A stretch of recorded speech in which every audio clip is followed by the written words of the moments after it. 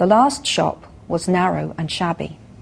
Peeling gold letters over the door read, Ollivanders, makers of fine wands since 382 BC. A single wand lay on a faded purple cushion in the dusty window. A tinkling bell rang somewhere in the depths of the shop as they stepped inside. It was a tiny place except for a single spindly chair that Hagrid sat on to wait. Harry felt strangely as though he had entered a very strict library.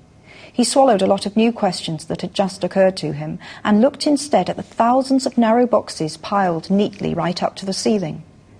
For some reason, the back of his neck prickled. The very dust and silence in here seemed to tingle with some secret magic. "Good afternoon," said a soft voice. Harry jumped. Hagrid must have jumped too, because there was a loud crunching noise, and he got quickly off the spindly chair. An old man was standing before them, his wide, pale eyes shining like moons through the gloom of the shop. "Hello," said Harry awkwardly. "Ah, yes," said the man. "Yes, yes, I thought I'd be seeing you soon. Harry Potter." It wasn't a question. "You have your mother's eyes. It seems only yesterday she was in here herself, buying her first wand. 10¼ inches long, swishy, made of willow. Nice wand for charm work." Mr. Ollivander moved closer to Harry. Harry wished he would blink. Those silvery eyes were a bit creepy. "Your father, on the other hand, favoured a mahogany wand, 11 inches, pliable, a little more power, and excellent for transfiguration.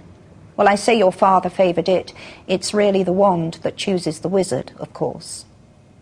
Mr. Ollivander had come so close that he and Harry were almost nose to nose. Harry could see himself reflected in those misty eyes. "And that's where—" Mr. Ollivander touched the lightning scar on Harry's forehead with a long white finger. "I'm sorry to say I sold the wand that did it," he said softly. 13½ inches. You. Powerful wand, very powerful, and in the wrong hands. Well, if I'd known what that wand was going out into the world to do." He shook his head and then, to Harry's relief, spotted Hagrid. "Rubeus! Rubeus Hagrid, how nice to see you again. Oak, 16 inches, rather bendy, wasn't it?" "It was, sir, yes," said Hagrid. "Good wand, that one. But I suppose they snapped it in half when you got expelled," said Mr. Ollivander, suddenly stern. Yes, they did, yes," said Hagrid, shuffling his feet. "I've still got the pieces, though," he added brightly. "But you don't use them," said Mr. Ollivander sharply. "Oh, no, sir," said Hagrid. Harry noticed he gripped his pink umbrella very tightly as he spoke. Said Mr. Ollivander, giving Hagrid a piercing look. "Well now, Mr. Potter, let me see." He pulled a long tape measure with silver markings out of his pocket. "Which is your wand hand?" Well, I'm right-handed," said Harry. "Hold out your arm, that's it." He measured Harry from shoulder to finger, then wrist to elbow, shoulder to floor, knee to armpit, and round his head. As he measured, he said, "Every Ollivander wand has a core of a powerful magical substance, Mr. Potter. We use unicorn hairs, phoenix tail feathers, and the heartstrings of dragons. No two Ollivander wands are the same, just as no two unicorns, dragons, or phoenixes are quite the same. And, of course, you will never get such good results with another wizard's wand." Harry suddenly realized that the tape measure, which was measuring between his nostrils, was doing this on its own. Mr. Ollivander was flitting around the shelves, taking down boxes. "That will do," he said, and the tape measure crumpled into a heap on the floor. "Right then, Mr. Potter. Try this one. Beechwood and dragon heartstring, 9 inches, nice and flexible. Just take it and give it a wave." Harry took the wand and, feeling foolish, waved it around a bit, but Mr. Ollivander snatched it out of his hand almost at once. "Maple and phoenix feather, 7 inches, quite whippy. Try?" Harry tried, but he had hardly raised the wand when it too was snatched back by Mr. Ollivander. "No, no, here, ebony and unicorn hair, 8½ inches, springy. Go on, try it out." Harry tried, and tried. He had no idea what Mr. Ollivander was waiting for. The pile of tried wands was moving higher and higher on the spindly chair, but the more wands Mr. Ollivander pulled from the shelves, the happier he seemed to become. Tricky customer, eh? Not to worry, we'll find the perfect match here somewhere. I wonder now...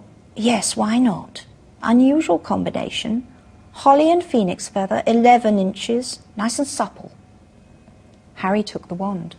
He felt a sudden warmth in his fingers. He raised the wand above his head, brought it swishing down through the dusty air, and a stream of red and gold sparks shot from the end like a firework, throwing dancing spots of light onto the walls. Hagrid whooped and clapped, and Mr. Ollivander cried, "Oh, bravo! Yes, indeed, oh, very good! Well, well, well! How curious! How very curious!" He put Harry's wand back into its box and wrapped it in brown paper, still muttering, "Curious, curious." "Sorry," said Harry, "but what's curious?" Mr. Ollivander fixed Harry with his pale stare. "I remember every wand I've ever sold, Mr. Potter.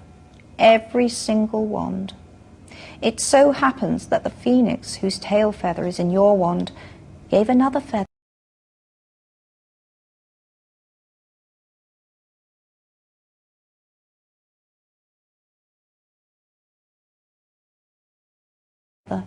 just one other. It is very curious. Yes, 13.5 inches, you. Curious indeed how these things happen. The wand chooses the wizard, remember. I think we must expect great things from you, Mr. Potter. After all, he who must not be named did great things. Terrible, yes, but great." Harry shivered. He wasn't sure he liked Mr. Ollivander too much. He paid 7 gold galleons for his wand, and Mr. Ollivander bowed them from his shop. The late afternoon sun hung low in the sky as Harry and Hagrid made their way back down Diagon Alley, back through the wall, back through the leaky cauldron, now empty. Harry didn't speak at all as they walked out down the road. He didn't even notice how much people were gawking at them on the underground, laden as they were with all their funny-shaped packages, with the snowy owl asleep in its cage on Harry's lap. Up another escalator, out into Paddington Station, Harry only realised where they were when Hagrid tapped him on the shoulder. "Got time for a bite to eat before your train leaves," he said. He bought Harry a hamburger, and they sat down on plastic seats to eat them. Harry kept looking around. Everything looked so strange somehow. "You all right, Harry? You're very quiet," said Hagrid. Harry wasn't sure he could explain. He'd just had the best birthday of his life, and yet... He chewed his hamburger, trying to find the words. "Everyone thinks I'm special," he said at last. "All those people in the leaky cauldron, Professor Quirrell, Mr. Ollivander. But I don't know anything about magic at all. How can they expect great things? I'm famous, and I can't even remember what I'm famous for. I don't know what happened when the night my parents died." Hagrid leaned across the table. Behind the wild beard and eyebrows, he wore a very kind smile. "Don't you worry, Harry. You'll learn fast enough. Everyone starts at the beginning at Hogwarts. You'll be just fine. Just be yourself. I know it's hard. You've been singled out, and that's always hard. But you'll have a great time at Hogwarts. I did. Still do, as a matter of fact." Hagrid helped Harry onto the train that would take him back to the Dursleys, then handed him an envelope. "Your ticket for Hogwarts," he said. "1st of September, King's Cross. It's all on your ticket. Any problems with the Dursleys, send me a letter with your owl. She'll know where to find me. See you soon, Harry." The train pulled out of the station. Harry wanted to watch Hagrid until he was out of sight. He rose in his seat and pressed his nose against the window, but he blinked, and Hagrid had gone.